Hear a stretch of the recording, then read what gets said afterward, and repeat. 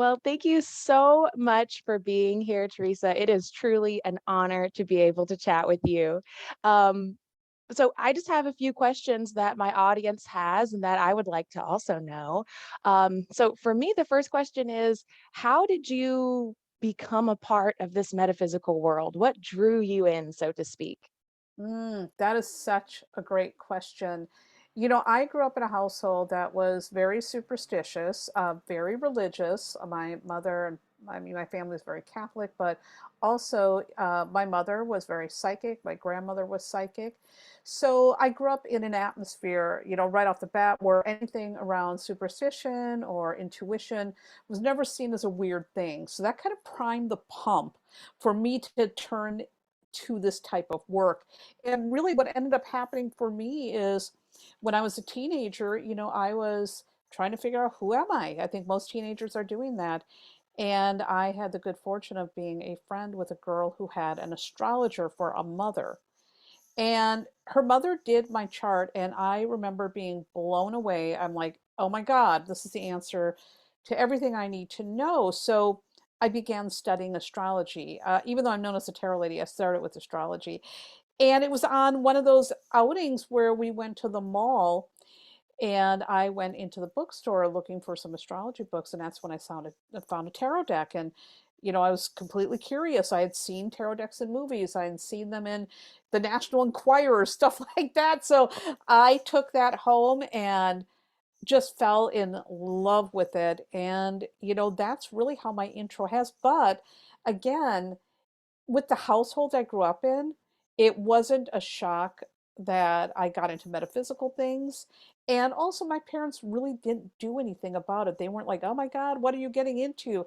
They just kind of like let me do what I was doing with that. So I also had no hindrances. I had, nobody trying to stop it or nobody putting an attitude on it. And that also allowed me to really explore things with a real openness. So I think I was fortunate that I had that environment and also having a friend whose mother just happened to be an astrologer. I really think that some of the people that we meet when we're younger are our potential parents. Sometimes, like we may have chosen for them to be our parents. We have our other mothers and our second mothers, and they really do bring in this aspect of our lives that almost it changes our trajectory in such a way that it empowers us. I Yes, love that. I did too, and it was so interesting too with my girlfriend's mother. She had these astrology books, and I searched high and low to try to find those books because those were the ones that she learned. And before she passed on, she had cancer. I came to visit her, and she said, "Here, I want you to have this book." And so I ended up with her astrology books, and it's only one book. Well, there's one other little weird thing, but I don't ever use it. But I ended up wrapping it in plastic because it's falling apart and it's got some of her notes on it. It's one of my most cherished possessions. Possessions, yes. Oh, I love that so much. Oh, that is so, so special. That's so perfect, and that's so funny that, well, it's not even funny, it's really kismet that you say you were raised in, a kind of a religious household, but there were these aspects of superstition and supernatural kind of psychic things that just, they were just part of life. Yep.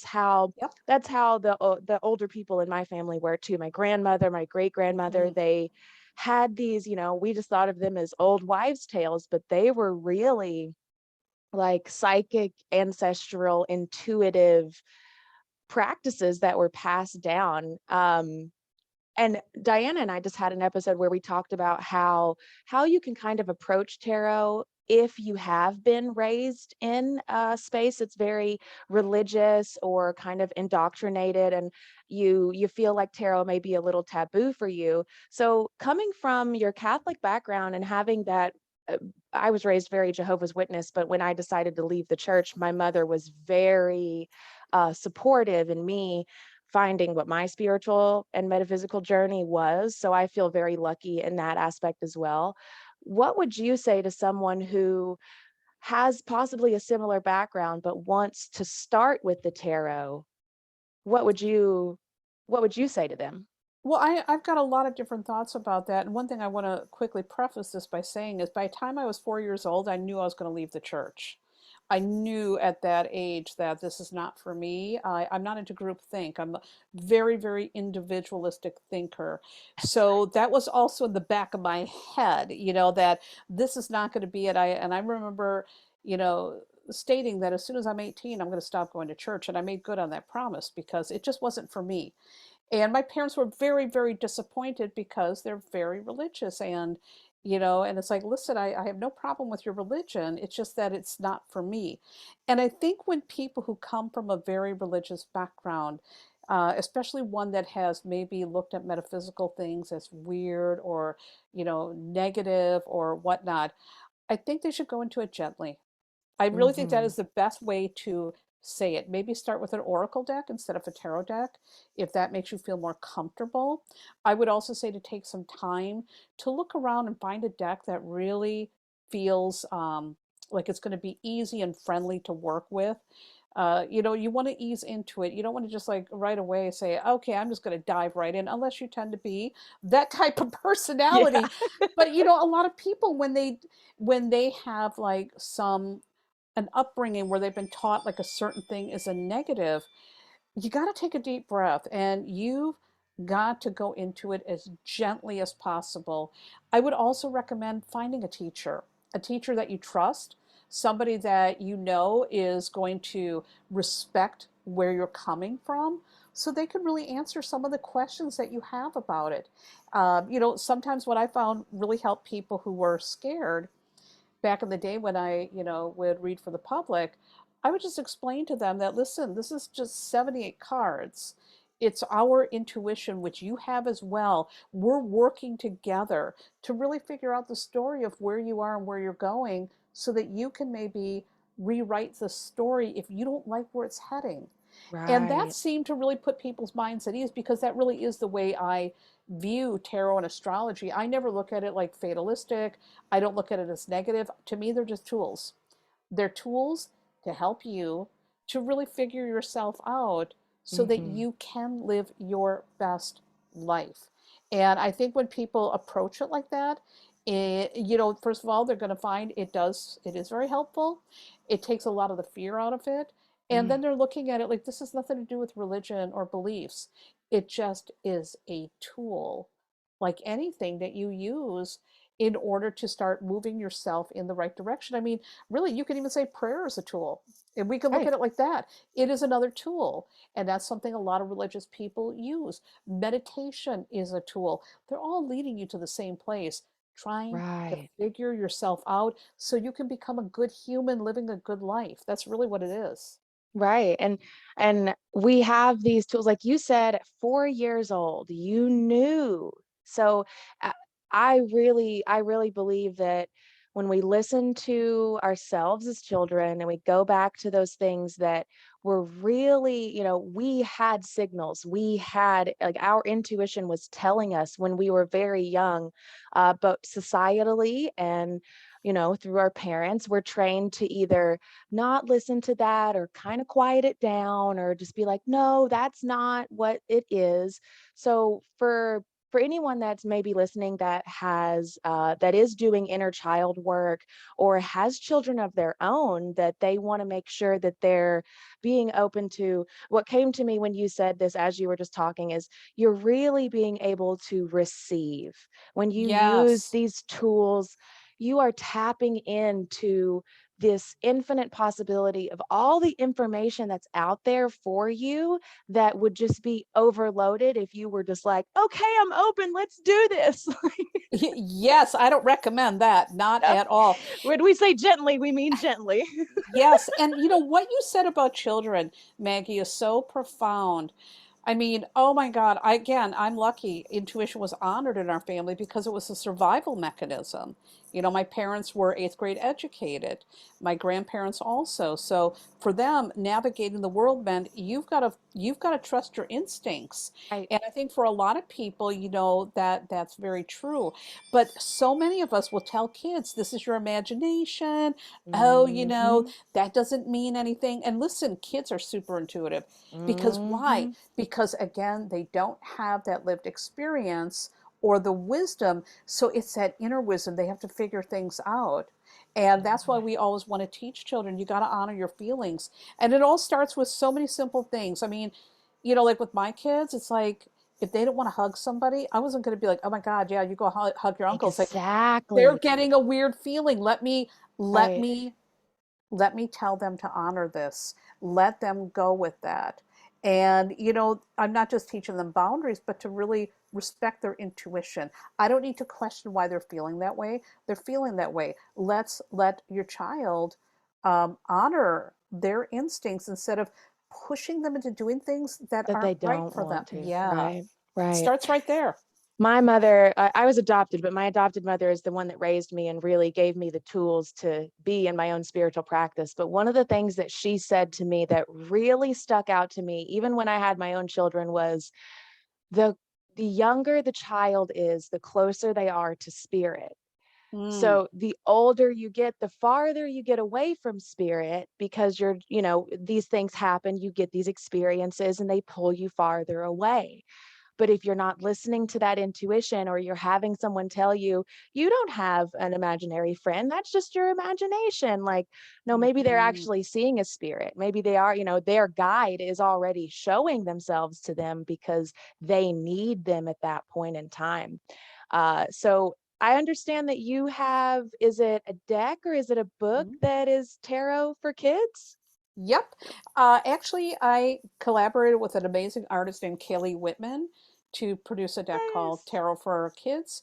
And it is a children's friendly deck, but really, it's also for the inner child or for anybody who is looking to work with tarot in a way that, again, also the deck, it's true to the Rider-Waite-Smith deck, but we changed a few things to make it kid friendly. But even adults really love the deck because there's a sweetness and a softness about the deck that just really, really lends to good, helpful readings. And I got to say too, my kids grew up around tarot and astrology, and I never pushed any of it on them. I'm just like, if you're into it, you're into it. I'm always one of Right. those people. I'm not here to convert anybody. If you're Right. not into, if you're not into tarot, I'm not going to like force this. Just like, please don't force me to watch a football game. I'm not into it. No conversion here. But with my kids, they were always around it. So what's interesting is they absorbed it because tarot and astrology are very much like, languages. Hmm. And my daughter's very fluent in both. My son is fluent, but he's not as involved. But what I remember so often back in the day wishing there was a deck that was more for them. I mean, I got some cat Hmm. decks and all of that, but Right. kids need to see themselves in the deck. They need to be able to tell the story of their lives. And Tarot for Kids allows that. And the other thing with Tarot for Kids, which is very different than like the Rider-Waite-Smith deck, the deck is representation. So every child can Hmm. find themselves in that deck. And that is also important. So children, again, they can find themselves, they can find their friends in the deck, they can see the story of their life unfolding. And I just think it's so empowering for children, not just to connect with their intuition, but to be able to tell their story. So that's really the whole thing behind Tarot for Kids. I I absolutely love that, and I remember being a child and loving things that had my name in them because you felt a Yes. sense of connection. So, knowing that there is a tarot deck that children can actually look at and be like, "Oh, wow, that looks like me," or, "Oh, that looks like my friend." That in itself is so empowering for them. It's beautiful. Yes. It's so beautiful, and it's so needed. I Oh my truly God. Yes. It's believe the listen, those adult generation. decks need it too. Oh god. They absolutely do. One of the things that I was taught that I really truly, took in was that, the generate like, our generation, our children are more spiritually advanced than us, and their children will be more spiritually advanced than them. So it is vital for us to listen to them. Yes. And I mean, you can't see me right now, but I am nodding my head because let me tell you something. I mean, I grew up in a rural area. I'm almost 60 years old, so I'm getting into my senior citizen status here. And things were very, very different when I grew up and where I grew up. And my children have had a completely different experience. And I just remember my kids. I mean, I'm just so proud of my children because they're so loving and pure-hearted, and they're very tolerant and understanding. They have so much compassion. And, I love that. And I'm like, gosh, these kids nowadays, listen, when people are talking about the world going to hell in a handbasket, I'm like, wait a minute, Have you have you seen the seen these millennials? Have you kids? seen Generation Z? Have Have you you, seen them? they're They are, cleaning the ocean. yes. They're making technologies that are literally saving the planet. Yep. So I definitely agree, like how you said you don't put a lot of fear and negativity into astrology or tarot. I very much am the same way. Like, yes, the world may look bleak and damaged and bad, but there is hope, and that hope is our future generations and the generations that are Yes. alive right now. You know what, Maggie? When a lot of times people will come and they're like, "Oh, the world is so terrible." I'm like, "The world has always been like this because humans do Yep, terrible things." I mean, remember exactly. back in the Crusades, they were putting heads on sticks. I say this all the Right. time: the Inquisition, the Holocaust, slavery. There were horrible, horrible things Mhm. always happening. Mhm. Humans do terrible things, and there are things that are changing, but progress takes a long time. And the younger generations are the ones who make that progress happen because, and I'm not trying to rip on people my age group or older, but you get set in your ways and you think the good old days were such this and that, but they weren't so great. They Right. weren't great at all. So when I see these young people doing things like cleaning the ocean, like, standing up and fighting for like labor unions and demanding, better pay, I'm like, yes, please keep on Yes. speaking up because you're making the world better. And, I just have so much hope for the future because I just think this young generation is the bee's knees. I'm into them. I agree. I definitely agree. I absolutely agree. Uh, I'm a big fan of Dr. Joe Dispenza, and he talks about how most of the patterns and programs that we run by the time we're 35 years old are all from somebody else. Yes, And I agree. we don't really realize it, we don't pay attention to it, but I like anybody that's younger than 35, I'm like, and older than 35, you have the ability to change the program. It's just like you're a computer because we are biocomputers. If you've been, using a Windows for 35 years and then you try to jump over to a Mac and run a new program, just like if you're coming out of religious indoctrination and you're trying to step foot into the metaphysical realm, it's not easy. You have to take it Mm-mm. slow. You got to read the manual. You got to do Yes, all these things. So I like to say it really, when you said take it gently, that really does hit the nail on the head of how, if you want something to change in your life, you want to be, you want to focus more on your intuition. It's just a gentle journey into that.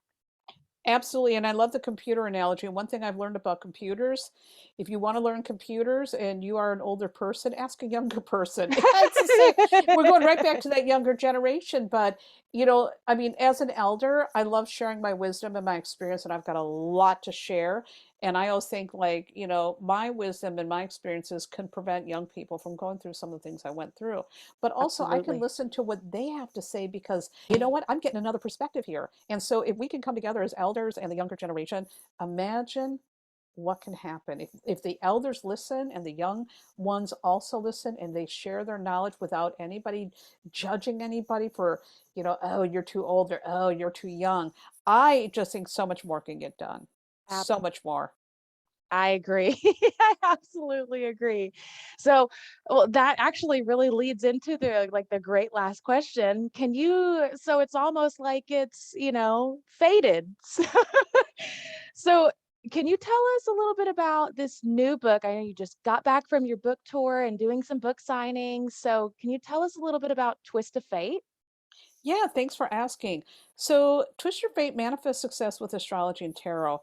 It's kind of like the way I read. I work with both, I'm fluent in both languages, and it's really applied tarot and applied astrology, which means I'm teaching tools so that people can kind of figure out, okay, what's my purpose here? And if I have a so-called bad chart, what do I do with that? And how can I navigate my life in a way that's going to lead me towards the future and the success that I want on my terms. So it's really all about, using tarot and astrology again in an empowering way so that you can move towards a better set of circumstances. And by the way, the one thing I always like to remind people, there's no such thing as a bad chart or a good chart. It's what you do with it that matters. And we also have to remember when it comes to fate and free will, there are some things in life that feel like, yeah, this is probably fate. Why am I why did I run into this person, et cetera, et cetera. But there are also things that we can change. I mean, I grew up in a family, my parents are both gone, no shade, but there was a lot of abuse and I broke the wheel. None of that happened with my children because I broke the wheel. There was a Right. choice. I know I can choose differently. And the other thing I also have to remind people who think that, oh, you can manifest your future by affirmations and all that. Listen, that stuff can help you. Tarot and astrology can help you. But also, there are some people who are in situations that are very difficult. It isn't quite that simple. There are people who are dealing with poverty, they're dealing maybe with disability, they're dealing with also really heavy things. And sometimes what they need is to be able to figure out how to get the help they need so they can find comfort and success in their lives too. So I'm a realist. I'm like, okay, Yes. here's your tools. Let's change things, but also be realistic and don't assume. For example, we'll use a goofy one. Don't assume that if I'm sitting around wishing for Jason Momoa, it's going to happen. It's going to take some effort and work on my part, you Yes, know? you have And to believe it.